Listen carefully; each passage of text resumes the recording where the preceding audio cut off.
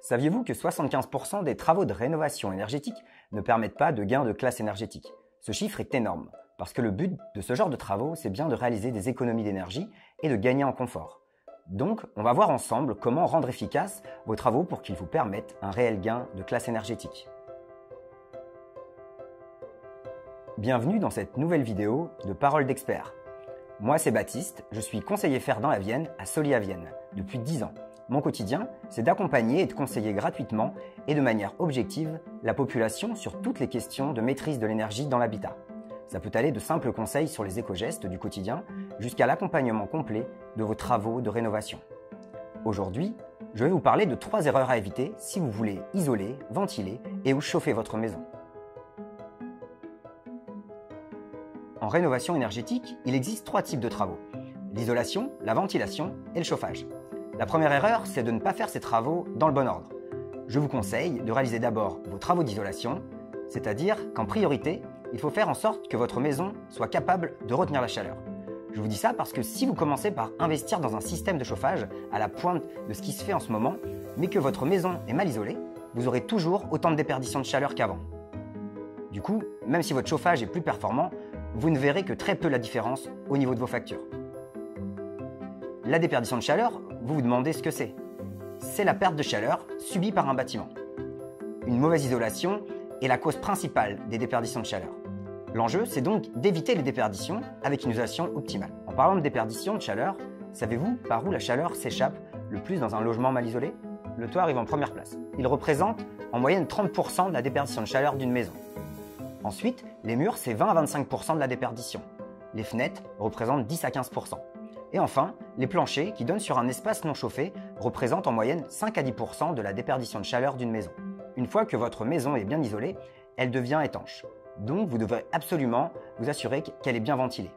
Pour qu'elle puisse respirer, ça vous permettra d'éviter les problèmes d'humidité, de mauvaise qualité de l'air, etc. Et attention, on ne peut pas se permettre une ventilation superficielle après avoir opté pour une isolation très performante.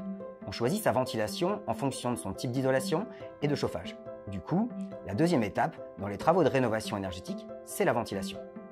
Et enfin, une fois que la maison est bien isolée, bien ventilée, vous pouvez vous occuper du système de chauffage, mais pas avant. D'ailleurs, parfois, les travaux d'isolation et de ventilation seuls permettent de conserver son système de chauffage actuel, en faisant de grosses économies d'énergie. Donc, pour récapituler, je vous conseille vraiment de faire vos travaux dans le bon ordre, c'est-à-dire, premièrement, isoler, deuxièmement, ventiler, et seulement ensuite, chauffer. Pour ceux qui veulent aller plus loin sur ces sujets, on vous met 3 liens vers d'autres vidéos en description qui parlent d'isolation, de ventilation et de chauffage. La deuxième erreur assez courante se situe au niveau de la phase d'isolation. Les gens ont tendance à faire leurs travaux de rénovation en plusieurs fois. C'est tout à fait possible, mais il faut faire attention car certains travaux sont indissociables. Je vais vous donner un exemple. Si vous commencez par isoler vos murs, et que quelques mois plus tard, vous décidez de changer vos fenêtres pour du double vitrage, vous aurez du mal à atteindre une performance thermique aussi efficace que si vous aviez fait les 2 actions en même temps. Car l'isolant ne sera pas parfaitement encastré dans la nouvelle fenêtre et l'air pourra passer entre l'isolant et la nouvelle fenêtre. Vous l'aurez compris, même si vous réalisez vos travaux en décousu, il faut en amont bien réfléchir à votre projet global. On ne peut pas scinder les travaux au hasard.